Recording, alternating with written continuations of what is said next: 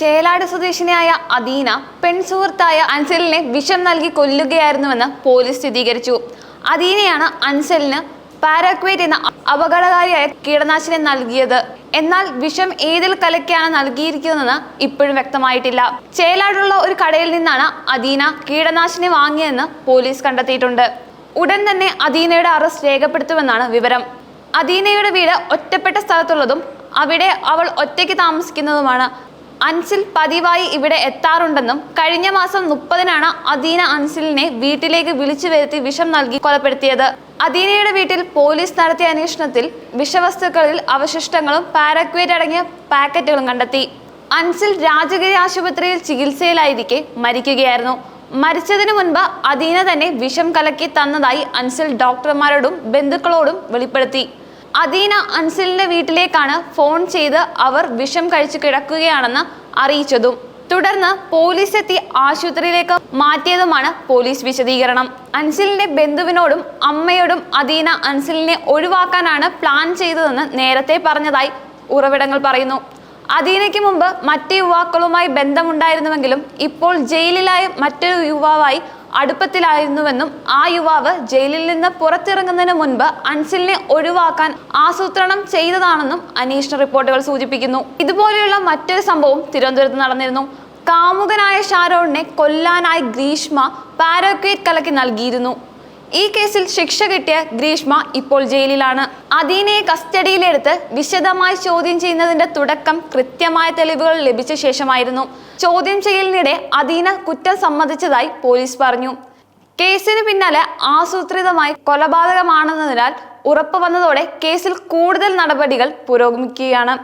അദീന ഉപയോഗിച്ച പാരാക്വേറ്റ് എന്ന കീടനാശിനി ഇന്ത്യയിൽ നിരോധിക്കപ്പെട്ടതും അപകടകാരിയായ വിഷവസ്തുവാണ്. ഇത് കൃഷിയിൽ ഉപയോഗിക്കുന്നത് നിരവധി സംസ്ഥാനങ്ങളിൽ നിരോധിച്ചിട്ടുള്ളതിനാൽ കടകൾ വഴി ലഭിക്കേണ്ടതല്ല. എങ്കിൽ അദീന ഇത് എങ്ങനെ കൈപ്പറ്റിയെന്ന് വ്യക്തമാക്കണമെന്ന് പോലീസ് അന്വേഷണത്തിന് ഒരു പ്രധാന ചോദ്യമായി നിലകൊള്ളുന്നു. വിഷവസ്തു വാങ്ങിയ കടയുടമയെ അധികൃതർ ചോദ്യം ചെയ്തു. അന്വേഷണത്തിന് ആവശ്യമായ സാങ്കേതിക തെളിവുകൾ ശേഖരിക്കാൻ പോലീസ് ഫോറൻസിക് സംഘത്തെ ഉൾപ്പെടുത്തിയിട്ടുണ്ട്. അദീനയുടെ വീട്ടിൽ നിന്നും കണ്ടെടുത്ത ദ്രാവക കുപ്പികളുടെയും മറ്റ് ഉപയോഗിച്ച സാമഗ്രികളുടെയും ലാബോറട്ടറി പരിശോധന ലഭിച്ചിട്ടുണ്ട്. പരിശോധനാ റിപ്പോർട്ടുകൾ തെളിവുകൾ ശക്തിപ്പെടുത്താൻ സഹായിക്കുമെന്നാണ് പ്രതീക്ഷ. അദീനയും അൻസിലും തമ്മിലുള്ള അടുത്ത ബന്ധം കഴിഞ്ഞ കുറെ മാസങ്ങളായി തകരാറിലായിരുന്നു. സമൂഹ മാധ്യമങ്ങളിലൂടെയും മെസ്സേജുകളിലൂടെയും ഇരുവർ തമ്മിൽ നിരന്തരം വാക്കേറ്റം നടന്നതായും പോലീസ് കണ്ടെത്തിയിരിക്കുന്നു. ചില സന്ദേശങ്ങളിൽ അദീന അൻസിലിനെ ഭീഷണിപ്പെടുത്തിയതായി തെളിവാക്കുന്ന രേഖകളും അന്വേഷണ സംഘത്തിന് ലഭിച്ചു. അദീനയുടെ മൊബൈൽ ഫോൺ, ലാപ്ടോപ്പ് എന്നിവ പോലീസ് പിടിച്ചെടുത്തിട്ടുണ്ട്. ഇവ പരിശോധിക്കുന്നതിനായി സൈബർ സെല്ലിന്റെ സഹായം തേടിയിട്ടുണ്ട്. ഫോണിൽ നിന്നുള്ള കോൾ ലിസ്റ്റ്, ചാറ്റുകൾ, ബ്രൗസിംഗ് ഹിസ്റ്ററി തുടങ്ങിയവ വഴി കേസിൽ കൂടുതൽ തെളിവുകൾ ലഭിക്കാൻ സാധ്യതയുണ്ട്. പ്രത്യേകിച്ചും വിഷം വാങ്ങുന്നതിനുള്ള പ്ലാൻ എപ്പോൾ തുടങ്ങിയെന്നും എങ്ങനെയാണ് നടപ്പിലാക്കിയതെന്നുമുള്ള വിശദാംശങ്ങൾ ഇങ്ങനെ പുറത്തുവരും. അദീന സാമൂഹിക രീതിയിൽ മെല്ലെ ഒറ്റപ്പെടുകയും അടുത്തിടെ ദുരൂഹതയോടെ പെരുമാറുകയും ചെയ്തിരുന്നുവെന്ന് അയൽവാസികൾ പറഞ്ഞു. ഏറെക്കാലമായി കുടുംബാംഗങ്ങളുമായി ഇടപഴകാതിരുന്ന അവൾക്ക് തീവ്രമായ മാനസിക സംഘർഷമുണ്ടായിരുന്നുവെന്ന് സൂചനകളുണ്ട്. അതിനാൽ അദീനയുടെ മാനസികാരോഗ്യാവസ്ഥയെ കുറിച്ച് മെഡിക്കൽ പരിശോധന നടത്തണമെന്ന് പോലീസ് തീരുമാനിച്ചിട്ടുണ്ട്. കേസ് പരസ്യമായതോടെ സമൂഹ മാധ്യമങ്ങളിൽ വലിയ പ്രതികരണമാണ് ഉയരുന്നത്.